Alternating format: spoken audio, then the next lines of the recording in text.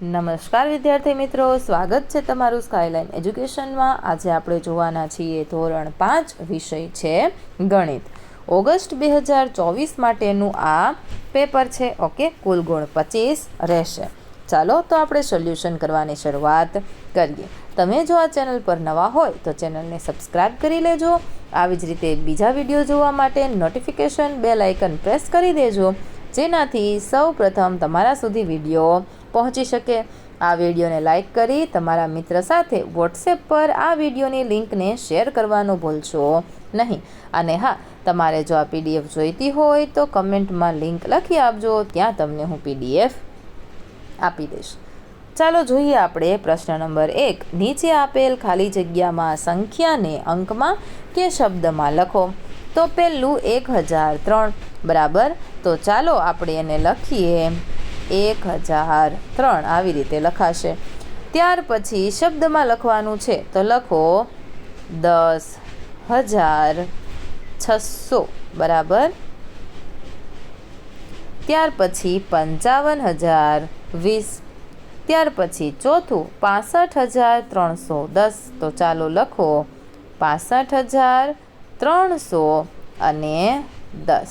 Okay, ચાલો પાંચમું 20,549, તો પહેલાં તો લખો 20,549, આવી રીતે લખાશે। ત્યાર પછી નીચે આપેલું છે માગ્યા મુજબ જવાબ આપો। તો પહેલું છે નીચેનામાંથી કઈ સંખ્યા સૌથી મોટી છે। તો આપણે જોઈએ 4 ઓપ્શન આપેલા છે, બધામાં 4 છે એ મોટા છે એટલે 4 વાળી લઈને જ આવશે। ત્યાર પછી 5, 8, 5 અને 8, તો શું આવશે? 8 આવશે। ત્યાર પછી 8, 5, 2 અને 2, તો શું સૌથી મોટું શું થયું? તો કે 8 થયું, પણ 8, 5, 2 અને 2, તો 8 અને 5 એમ 2 મોટા થયા, તો આપણે અહીં રાખીએ 8 અને 5। ચાલો, ત્યાર પછી છે છેલ્લું 2, 2, 8 અને 5, આપણે સંખ્યા નથી બનાવવાની, સૌથી મોટી સંખ્યાઓ એ લખવાની છે। તો 52 અને 25, તો સૌથી મોટા કોણ થાય? તો કે 52 થશે, તો આપણે આ લખીએ। નીચેનામાંથી સાચું કયું છે? તો જોઈએ પહેલું, તો આ પહેલું છે એ ખોટું છે, કારણ કે આ સંખ્યા નાની છે। ત્યાર પછી બીજું, તો આ રાઈટ છે। ઓકે, જોઈએ ત્યાર પછી આમાં આ પણ કેવું છે? ખોટું છે। અને ત્યાર પછી આ ખોટું। ઓકે, તો ક્યાં આવશે? તો કે બી ઓપ્શન આપણો સાચો પડશે।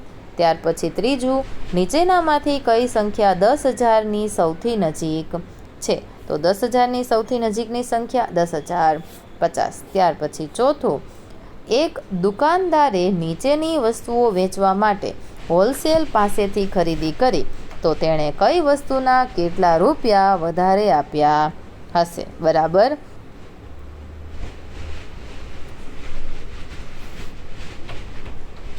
તો મોબાઈલ વસ્તુના ભાવ છે 5,000, વસ્તુની સંખ્યા 2, ઇસ્ત્રી 1,000 રૂપિયાની એવી એણે 12 ખરીદેલી છે।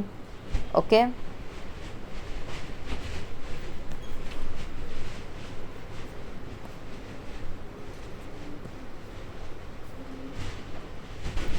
તો મોબાઈલ માટે કેટલા રૂપિયા આપ્યા હશે? 5,000 ગુણ્યા 2, એટલે એના માટે 10,000 રૂપિયા આપ્યા। અને ઇસ્ત્રી ખરીદી છે એણે 12, તો એના માટે થયા 12,000 રૂપિયા। તો 2,000 રૂપિયા એણે ઇસ્ત્રી ખરીદવા માટે વધારે આપ્યા। ત્યાર પછી જોઈએ પ્રશ્ન નંબર 3। માગ્યા મુજબ જવાબ લખો। તો સોલ્યુશન કરવાની જે લોકોને ખૂબ જ મજા આવતી હોય એ ફટાફટ વિડીયોને લાઇક કરો, તમારા મિત્ર સાથે શેર કરો, અને આવી જ રીતે તમામ વિડીયો જોવા માટે ચેનલને સબસ્ક્રાઈબ કરવાનું ભૂલશો નહીં। તો પહેલું છે આપેલ કોષ્ટક પરથી નીચેના પ્રશ્નના જવાબ લખો। ચીકુ 1 કિલોના ભાવ 40, કેરી એની કિંમત છે 600 રૂપિયા। તો 2 કિગ્રા ચીકુની કિંમત કેટલી થશે? 80 રૂપિયા। જો 4 કિગ્રા કેરીના 600 હોય તો 1 કિગ્રા કેરીનો ભાવ કેટલો? તો 600 ભાગ્યા 4 કરવાનું, એટલે તમને જવાબ મળી જશે। ત્યાર પછી છે બીજું, એક વર્ગના બધા વિદ્યાર્થીઓ ભેગા થઈ દર મહિને 32 રૂપિયા બચાવે છે, તો 10 મહિનામાં કેટલા રૂપિયા એકઠા થશે, બરાબર. તો ગુણ્યા 10 કરો એટલે 320 રૂપિયા આપણને મળે. ત્રીજું, નીચે આપેલ નિશા પાસે 100 રૂપિયા છે. તેણે ચોથા ભાગના રૂપિયા ખર્ચી નોટબુક ખરીદી. બાકી બચેલ રૂપિયામાંથી 10 રૂપિયાની એક એવી 5 પેન ખરીદી. તો હવે તેની પાસે કેટલા રૂપિયા બચત રહ્યા? તો 100 ભાગ્યા 4 કરો એટલે કેટલા થાય? 25. તો 25 રૂપિયાની એણે નોટબુક ખરીદી, વધ્યા 75 રૂપિયા, એમાંથી 10 રૂપિયાની 5 પેન ખરીદી એટલે 50 રૂપિયા એ થઈ ગયા, બરાબર. તો એની પાસે વધશે 25 રૂપિયા. ઓકે. છેલ્લું છે પ્રશ્ન નંબર 4. માગ્યા મુજબ જવાબ લખો. ઓકે. તો વાંચતું જવાનું છે, ઓપ્શન આપેલા છે ત્યાંથી સિલેક્ટ કરતા જવાના છે. અને છેલ્લે છે પ્રશ્ન નંબર 5. માગ્યા મુજબ જવાબ આપો. ઘડિયાળમાં કાંટા એવી રીતે દોરો કે જેમાં કાંટાઓ વચ્ચે નીચે દર્શાવેલ ખૂણા બને.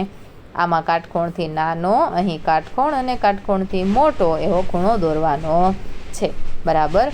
તમારા ઘરમાં વસ્તુઓમાં ખૂણા બનતા હોય, બરાબર, એ વસ્તુનું નામ લખવાનું અને ખૂણાઓના નામ લખવાના. તો વિડીયોને અંત સુધી જોવા માટે તમારો ખૂબ ખૂબ આભાર. વિડીયોને લાઇક, શેર અને સબસ્ક્રાઈબ કરવાનું ભૂલશો નહીં. મળીએ આવતા વિડીયોમાં.